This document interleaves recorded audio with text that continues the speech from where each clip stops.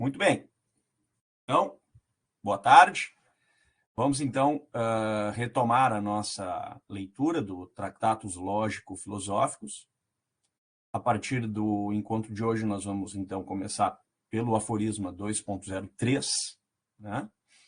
Onde o nosso autor diz o seguinte: no estado de coisas, os objetos que se concatenam, como os elos de uma corrente. Tá?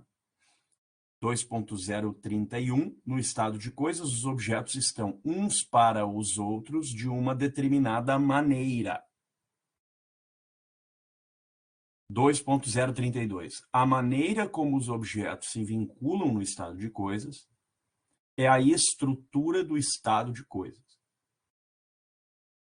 2.033, a forma é a possibilidade da estrutura.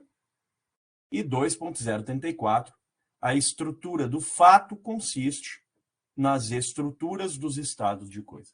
Então, veja esse organograma que o nosso autor explicita aqui neste 2.03, com as suas derivações.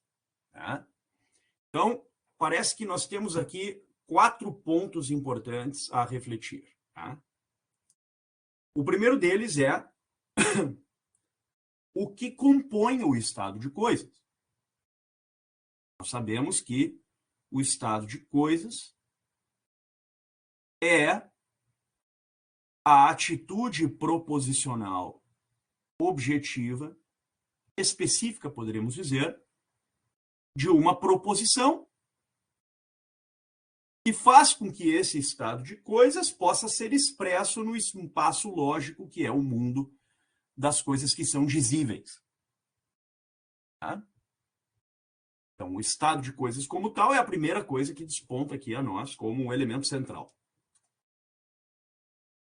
E relacionado ao estado de coisas, nós temos 3 elementos importantes. Primeiro, os objetos. Depois, o modo como esses objetos se apresentam uns aos outros. Então, poderíamos dizer objetos, modo de apresentação dos objetos. E 3, a estrutura dentro da qual esses objetos interagem uns com os outros. Tá? Então, objetos, o que são? Lembremos lá da teoria da substância, que nós estudamos no encontro anterior. Né?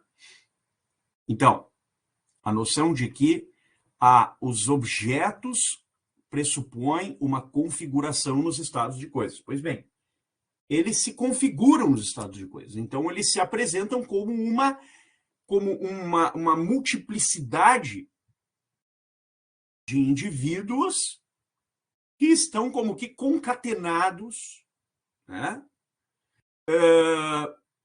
Como partes que, dentro de uma cadeia, formam uma corrente.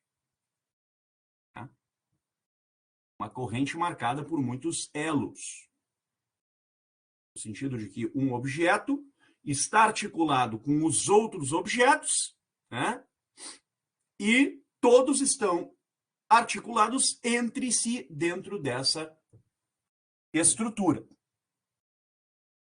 De modo que a presença de um objeto dentro de um estado de coisas corresponde à mesma ideia mesma de que o objeto como tal é configurado no espaço lógico. Ou seja, ele só está presente no estado de coisas e configurado como tal, porque, de algum modo, ele desempenha uma função relevante, mais para frente nós veremos, uma função que nós chamamos proposicional, para que o estado de coisas possa ser expresso como uma proposição, ou possa ser expresso por meio de uma proposição. Tá? De modo que o vínculo do estado de coisas com o espaço lógico é a proposição. Quer dizer, a figuração sozinha, né, do ponto de vista epistêmico, não seria por si mesma capaz de fazer esta ponte. Esta ponte supõe algo para além da mera condição epistêmica. Tá? Mesmo que nós nos esforçássemos por distinguir o mundo dos juízos do mundo da psique, ou seja, tirar todo e qualquer psicologismo do horizonte proposicional em que a razão, mediante os juízos, assente determinadas proposições. É necessário que nós, ao superarmos essa mera distinção psicologismo versus juízos, nós andemos em direção ao espaço lógico. E o espaço lógico, a linguagem propriamente dita, o mundo compartilhado, é o mundo daquelas coisas que são dizíveis. E o mundo das coisas que são dizíveis é um mundo proposicional. Então, nesse mundo proposicional, os estados de coisas são expressos mediante proposições. Ok, temos isso. Mas o que dentro dos estados de coisas desempenha uma função importante para que os estados de coisas sejam estados de coisas? E aí nós chegamos no primeiro elemento, que são os objetos. Os objetos fazem isso. Agora, curioso, os objetos não estão aleatoriamente presentes nos estados de coisas. Tá?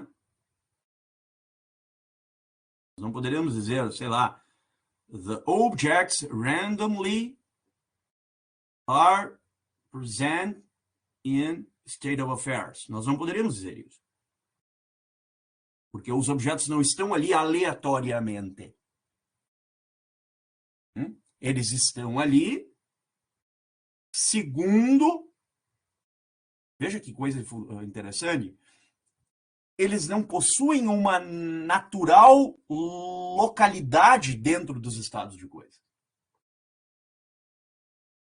Como se nós pudéssemos dizer, usando a linguagem da filosofia clássica antiga, ontologicamente o objeto é assim ou assado, o objeto se posiciona desta ou daquela maneira. Nós poderíamos usar talvez as categorias aristotélicas, né, da lógica das categorias, para dizer, não, nós podemos medir este objeto tal como a sua substância, os seus acidentes na realidade objetiva do mundo, de modo que o objeto será analisado pela qualidade, pela quantidade, pela relação, pela posição, pelo ato, pela paixão, pelo hábito, etc. Não. O que o Wittgenstein está dizendo é justo o contrário, ou seja, nós não podemos deduzir do objeto uma natural condição e posição deste objeto no mundo empírico. Não. O objeto do estado de coisas se apresenta de um dado modo, uma determinada maneira, relativamente aos outros objetos. Como se um dependesse do outro. E se um depende do outro e o outro depende de um, entonces,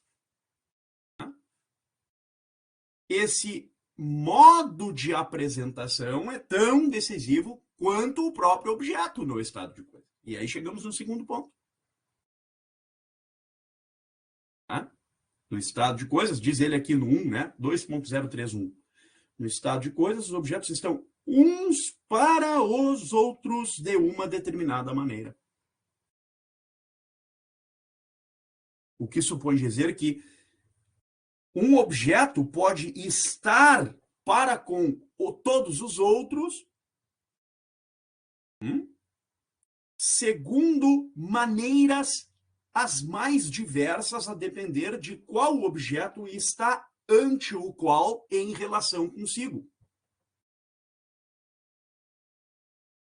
Se o objeto 1 está perante o objeto 2, e o objeto 2 está perante o objeto 3, a relação do 1 com 2 se dá segundo um modo de apresentação de 1 e de 2, que não será o mesmo do modo de apresentação de 2 perante o modo de apresentação de 2 para com 3.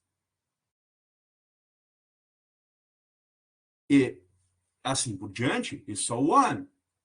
Ou seja, nós ao observarmos a relevância dos objetos nos estados de coisas, atentamos para o fato de que, nos estados de coisas, os objetos estão de um determinado modo. E aqui nós poderíamos resgatar um outro autor, um outro lógico, que antecedeu o próprio Wittgenstein e que trabalhou de maneira bastante profunda esta noção do modo de apresentação, ou a determinação da maneira, chamado Gottlob Frege.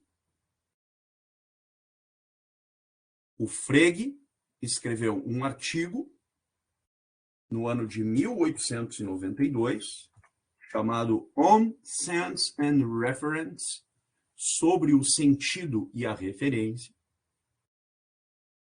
em que ele nos diz o seguinte: uma palavra corresponde a uma descrição de um objeto e, por sua vez, corresponde a uma referência na realidade. E pode acontecer que, quando uma palavra ou uma descrição definida designa um objeto, uma referência na realidade, esta operação por meio da qual uma palavra ou um conceito designam a outra coisa, pode acontecer que outras palavras ou outros conceitos também designem a mesma coisa. E, portanto, que a mesma coisa seja designada por dois modos distintos de apresentação do objeto.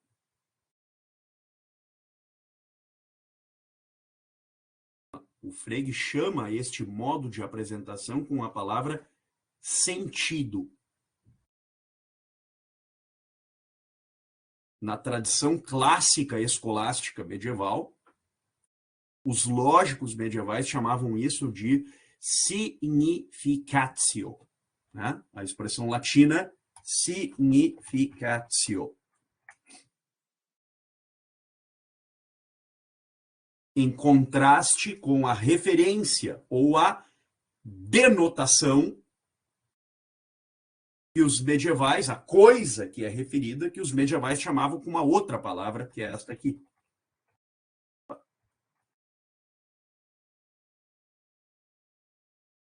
Suppositio.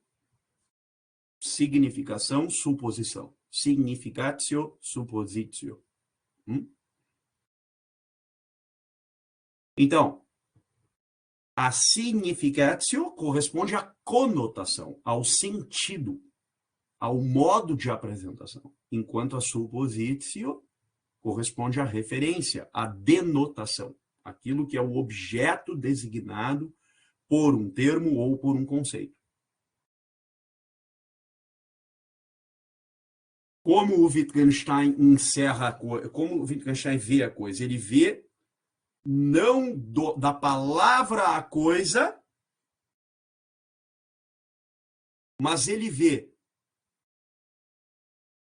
da instância proposicional dos significados, dentro da qual os objetos estão interagindo uns com os outros, para cada um dos objetos e o seu modo de apresentação. O método do Wittgenstein aqui no Tractatus é um tanto diverso daquele proposto pelo Frege. Porque o Frege parte do seguinte: precisamos separar o psicologismo do juízo, ponto 1, e ponto 2, a partir do juízo, formular conceitos. E a partir da formulação dos conceitos, verificar palavra, objeto, conceito, referência. E dentro dessa transição do conceito à referência, um modo de apresentação, que é o sentido. O Wittgenstein diz, não. Eu preciso fazer um outro percurso. Eu preciso partir do horizonte dos significados e descer até os objetos. Para dizer, não, primeiro existe um mundo que é dizível, a separação não está na cabeça, numa visão internalista, como propunha o Frege e também o Russell, em alguma medida. Um ponto de vista internalista, em que a mente separa juízo e psicologismo, e a partir disso nós vamos construir um sistema numênico, né, o modo kantiano, em que nós vamos inserir a matemática dentro da lógica e coisas tais. Não. Wittgenstein diz, não, nós não podemos partir daí. Nós precisamos manter um ceticismo ainda mais forte quanto à nossa real capacidade epistêmica de distinguir estas coisas. Então, a confiança não estará na mente, a confiança estará na linguagem. Porque ela é esse mundo semântico que me dirá o que exatamente é dizível e o que é indizível, independentemente das noções internas que a mente possa produzir. De certo modo, a transição do primeiro para o Wittgenstein, isso talvez a gente veja mais na frente, é só um comentário outsider, né? Talvez a transição do primeiro para o segundo Wittgenstein esteja no seguinte. Primeiro, eu distinguir semanticamente as estruturas epistêmicas da sua expressão dizível. Ponto 1. Tratados lógico-filosóficos. Agora eu vou fazer outra coisa. Agora eu vou entrar lá dentro dos comportamentos dos objetos e verificar os jogos de linguagem entre intencionalidades, regras, usos, sentidos, para ver outra coisa. O que suporia uma certa distância entre o primeiro e o segundo Wittgenstein, mas jamais uma distância pura e radical e absoluta entre ambos, como normalmente é proposto em alguns comentaristas da filosofia analítica hoje em dia. Seria uma leitura do Wittgenstein, do segundo Wittgenstein, não tão distante do primeiro Wittgenstein. Mas o fato crucial aqui para a nossa ponência deve ser este, o de que os objetos estão para uns relativamente aos outros, segundo um modo de apresentação, segundo uma determinada maneira. E essa determinada maneira é fundamental para medir a estrutura do estado de coisas. Porque o objeto 1, ao estar de uma determinada maneira para com o objeto 2, o objeto 2 estar de uma determinada maneira para com o objeto 1, bom, isto corresponde ao fato de que os objetos se vinculam entre si e, portanto, vinculam-se ao estado de coisas. Porque quando um vincula-se de uma determinada maneira ao outro, ele necessariamente vincula-se ao estado de coisas. E a vinculação de um objeto ao estado de coisas se dá deste modo. E não de outro. E olha que coisa fantástica. É justamente este vínculo de um objeto ao outro, e, portanto, dele ao estado de coisas, que é o que nós chamamos de estrutura do estado de coisas. Tá? Nós poderemos perguntar muitas coisas a partir disso. Por exemplo, nós poderíamos talvez invocar aqui, né, ao nosso esquema de análise algumas observações inspiradas na teoria do grande filósofo inglês David Hume, escocês, na verdade, sobre a ideia de regularidade dos objetos. Por que o objeto 1 está perante o objeto 2 de uma determinada maneira? Porque as coisas sempre foram assim. Basta a mera observação regular do comportamento desse objeto e nós chegaremos à conclusão que é isso. Se é regular, então isso. Uma teoria da causalidade baseada na ideia de regularidade. Mas essa teoria da causalidade seria forte o suficiente para justificar esta análise wittgensteiniana? E a resposta seria: não interessa. O Wittgenstein não está interessado em saber o porquê que o objeto está assim no assado. Ele não está atrás de uma teoria da causalidade. Ele está interessado em saber como eu posso descrever isso. O que é muito diferente de perguntar como essas coisas se originaram, ou como elas se comportam e por que elas se comportam dessa maneira. Ainda que a nossa, digamos assim, forte tendência por buscar causas e efeitos, e a ciência de causas e efeitos nos comportamentos, nos movimentos dos corpos, seja algo forte no nosso horizonte mental, o que o Wittgenstein está propondo é o seguinte: olha, essas são questões realmente, ele não as nega, ele não diria que essas questões não são relevantes, muito antes pelo contrário, ele as assume como questões muito relevantes, mas o que ele está preocupado em fazer agora não é responder esse tipo de questão. Ele está preocupado em fazer, isto sim é, como eu posso descrever logicamente os estados de coisas do mundo. Essa é a questão. Desde um ponto de vista apodíctico o suficiente para que a realidade cognoscível da linguagem das coisas que são dizíveis, dos estados de coisas que são dizíveis, sejam assumidos por proposições. E não meras proposições. Proposições com sentido. Porque uma proposição com sentido é uma proposição que toma o modo de apresentação, o sentido, como algo igualmente relevante ao objeto que é designado ou referido por meio desta mesma proposição. Tá? Então, 2.033. A forma é a possibilidade da estrutura. Então, a maneira como os objetos se vinculam no estado de coisas é a estrutura do estado de coisas. O objeto 1 se vincula ao objeto 2 de uma determinada maneira e, portanto, ele se vincula ao estado de coisas. Bom, essa vinculação ao estado de coisas é parte da estrutura do próprio estado de coisas.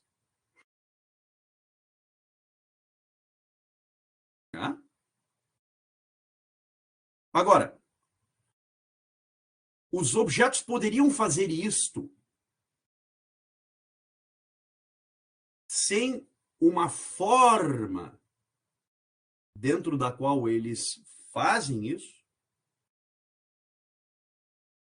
Seria possível pensar o estado de coisas sem, digamos assim, uma shape surface, um formato de superfície, mesmo que imaginal do nosso horizonte? Seria possível isso? Não parece ser possível. Ele mesmo está dizendo, a forma é a possibilidade da estrutura. Então não tem estrutura sem forma. Tá? Então, se não há estrutura sem forma, porque a forma é a possibilidade da estrutura, então a estrutura do fato consiste nas estruturas dos estados de coisas. Olha só o que ele está dizendo agora, fundamental para nós. As estruturas dos estados de coisas, isto é, as vinculações dos seus objetos entre si, tá? correspondem à estrutura do fato. Veja que é um juízo ainda mais alto, porque dos estados de coisas nós vamos ao fato, e do fato à proposição.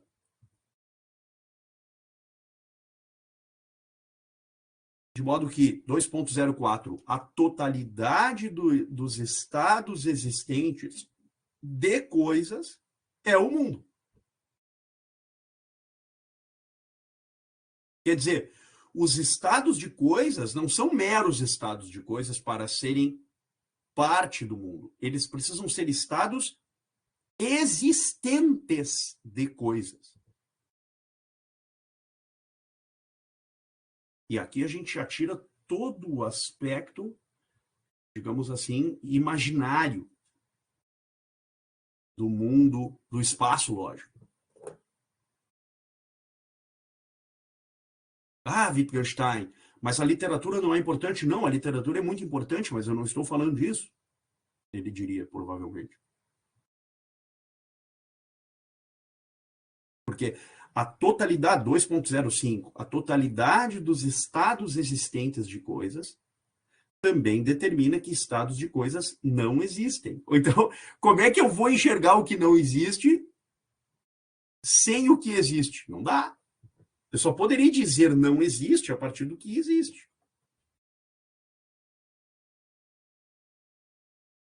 Tá?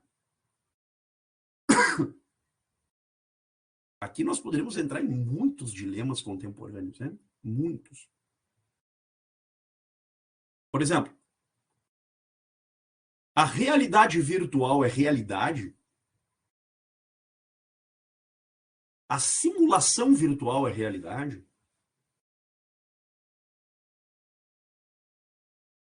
Se eu pegar e, sei lá, conectar um eletrodo no meu cérebro e começar a ter uma outra forma de vida, mergulhado numa banheira, né, com água, eu coloco lá eletrodos e agora eu vou ter uma outra vida. Pois bem, isso é realidade?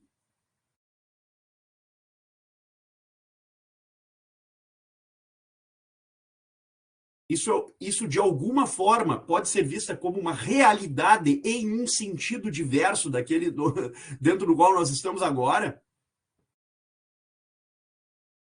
Se nós levássemos um ceticismo puro e simples ao estado mais radical de especulação, eu poderia dizer, será que nós estamos aqui agora fazendo exatamente isso? Veja, claro que essa pergunta é muito radical.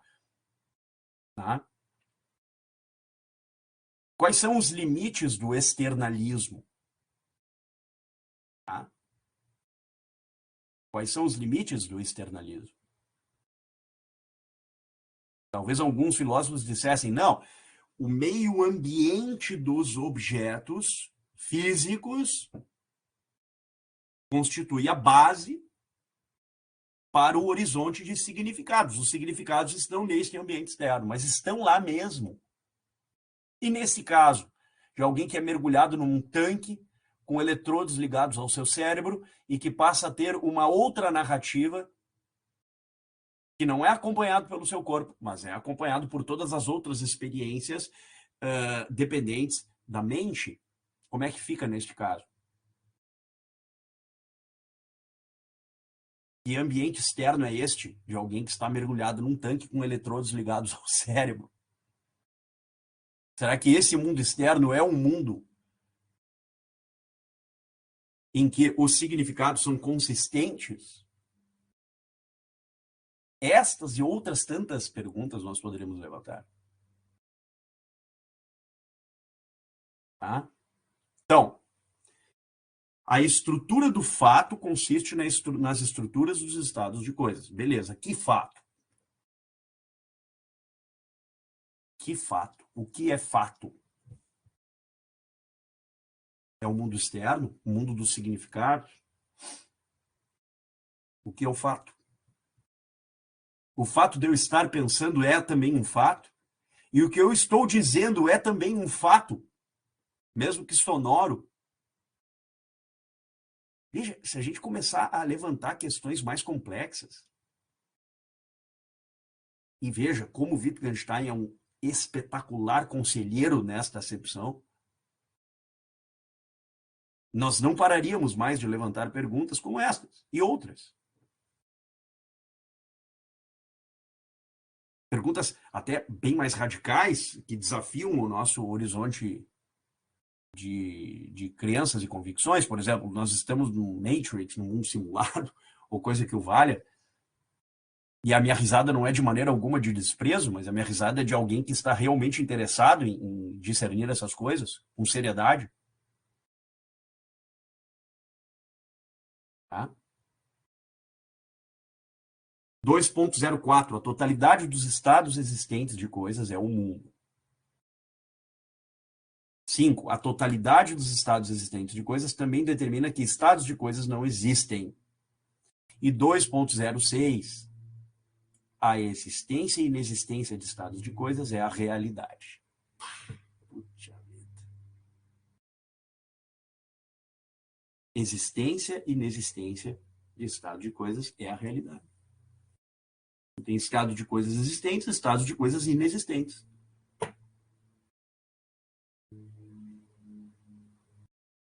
Tá?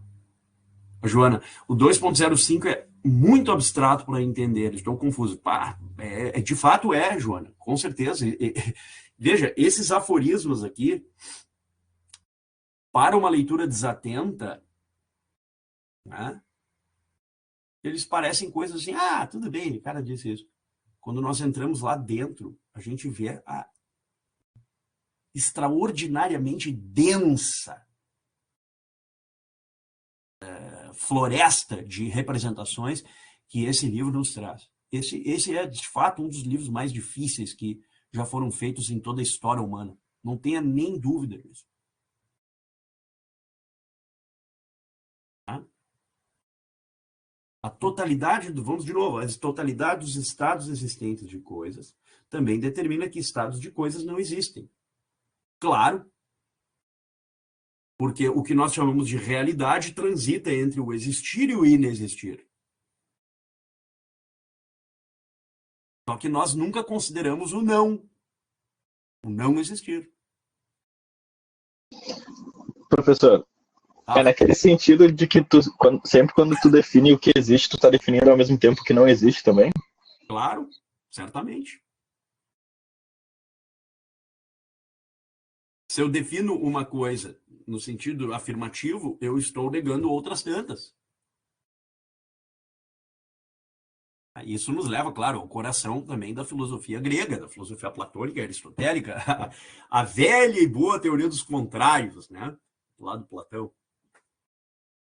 Platão desenvolve lá no Fédon e outros diálogos, né? Ou seja, as noções têm os seus contrários. Então, todas as proposições carregam, isso é mais Aristóteles que Platão, mas tudo bem, as proposições carregam consigo os seus contrários. E, de algum modo, os seus contraditórios. Com a diferença que os contrários são explícitos na própria linguagem. Por exemplo, eu digo todo A é B e digo nenhum A é B, eu estou considerando um contrário. E é manifesto nos termos todo e nenhum. Olha lá as oposições categóricas do Aristóteles. Agora, se eu digo todo S é P e eu digo algum S não é P,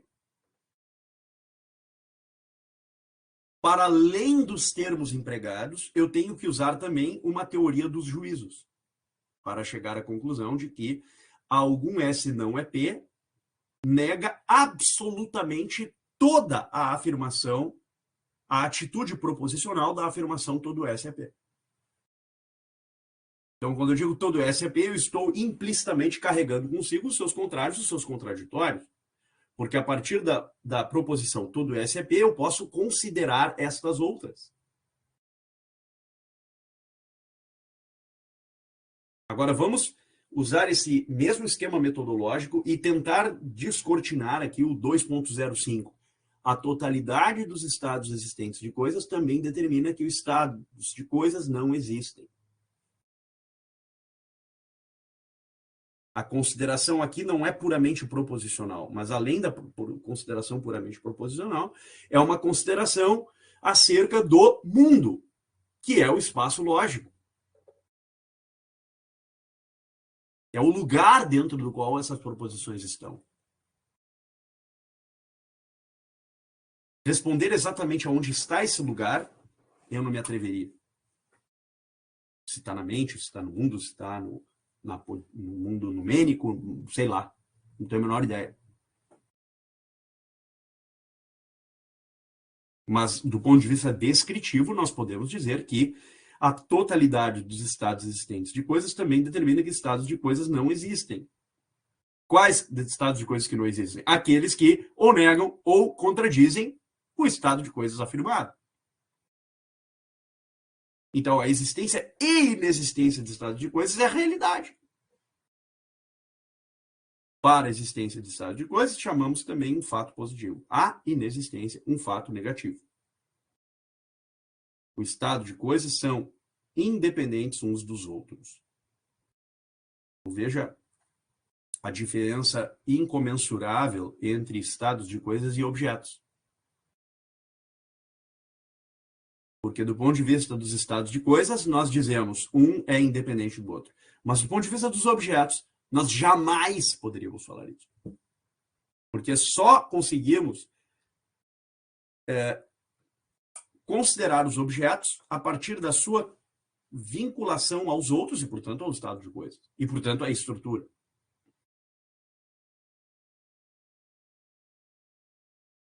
Então, 2.062, da existência ou inexistência de um estado de coisas, não se pode concluir a existência ou inexistência de um outro.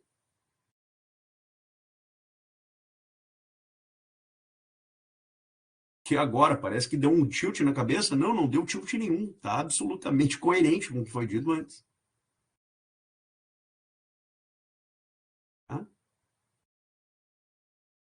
Quer dizer, de um estado de coisas existente, eu não posso concluir um outro existente ou um outro inexistente. Por quê? Porque eles não têm condições de constituírem-se em fatos. Eu não posso descrevê-los. Todo SAP, essa é uma afirmação geral, mas vamos dizer, o objeto 1 se apresenta de um modo X para o objeto 2.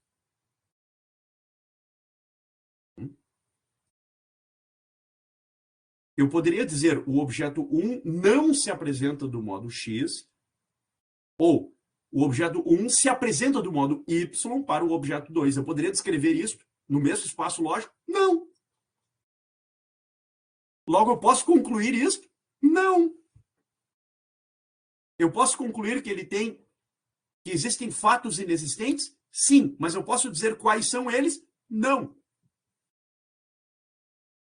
O objetivo aqui é descritivo-analítico.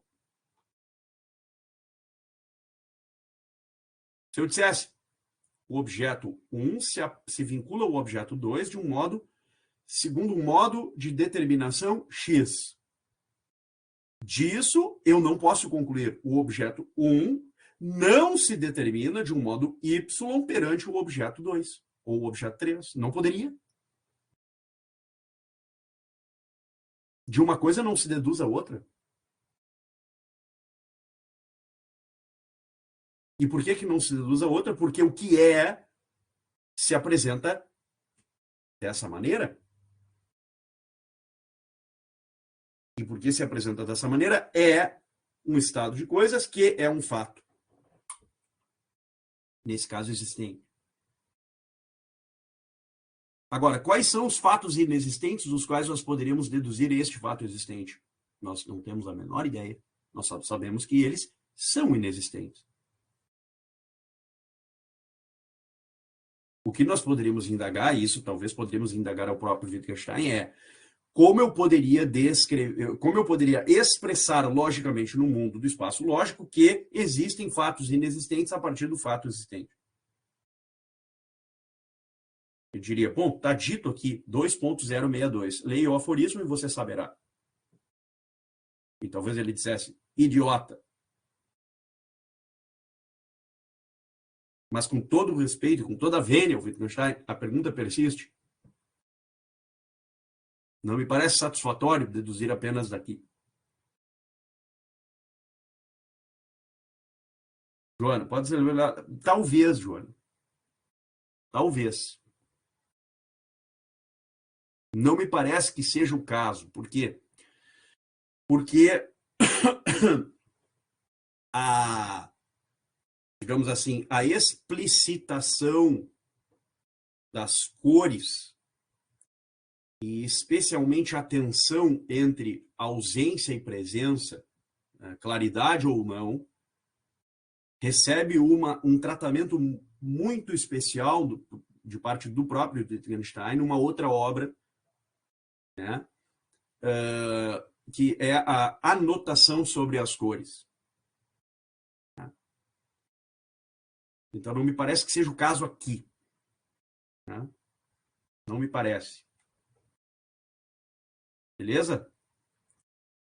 Bom, qual é o slide que nós... Ah, tá, é o mais um, né? Parei, como é que a gente... Como é que passa aqui? Próximo, aí. Então, a realidade total é o mundo. Então, o que quer dizer isso? A realidade total é o mundo. O mundo é o espaço lógico. O espaço lógico é a realidade total. A realidade total é o mundo. Veja, há uma circularidade nessas definições. Então, o mundo é composto de fatos, os fatos são os estados de coisas são os fatos existentes, e os fatos existentes, em contraste com os fatos inexistentes, compõem a realidade, e a realidade total é o mundo. Rodrigo, determina em 4, mundo, Welt, como a totalidade dos estados de coisas existentes, e em 6, realidade, né, como a existência e inexistência de estados de coisas. Finaliza em 63, dizendo que a totalidade da realidade é o mundo. Nesse sentido, o que é o mundo? É a totalidade dos estados de coisas existentes ou a totalidade dos estados de coisas existentes e inexistentes? O segundo ponto. Só que o segundo ponto pode ser correspondente ao primeiro, na medida em que os fatos inexistentes não são expressáveis proposicionalmente. Então, se eles não são expressáveis proposicionalmente, no fundo, o que é o espaço lógico, o que é o mundo, corresponde apenas àquele conjunto proposicional que é expresso acerca dos fatos, no caso, existentes.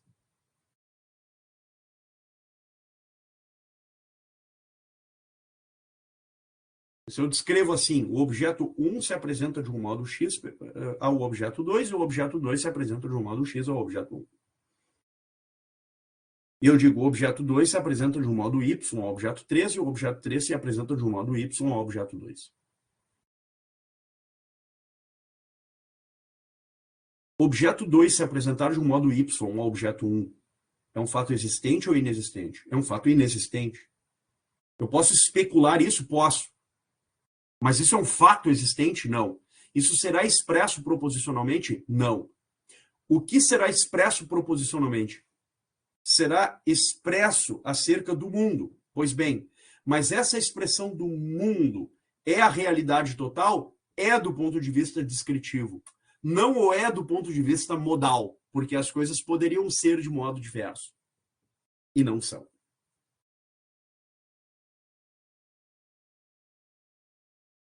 Marcos, cabe uma comparação com a definição de ser que Platão dá no Sofista, em que o ser de algo é dado pela sua relação com os outros seres, tanto os que são em relação a ele, quanto os que não são em relação a ele.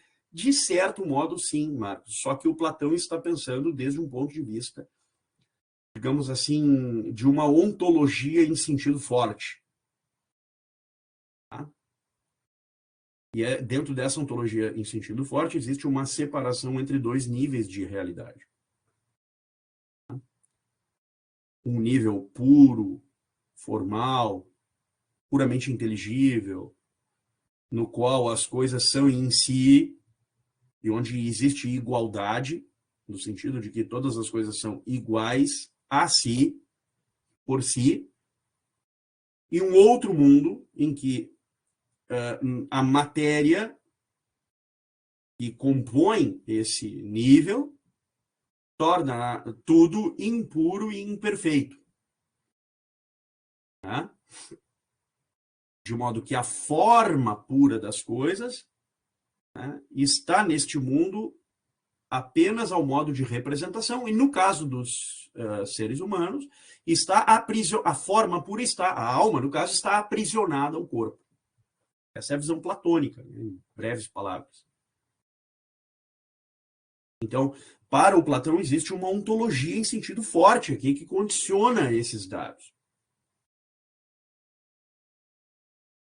Então, a noção de relação para o Platão parte de noções antecedentes de identidade, semelhança e diferença, que são particularidades de um juízo de proporção, que é herdado de tempos imemoriais pela alma, né, antes da sua corporificação.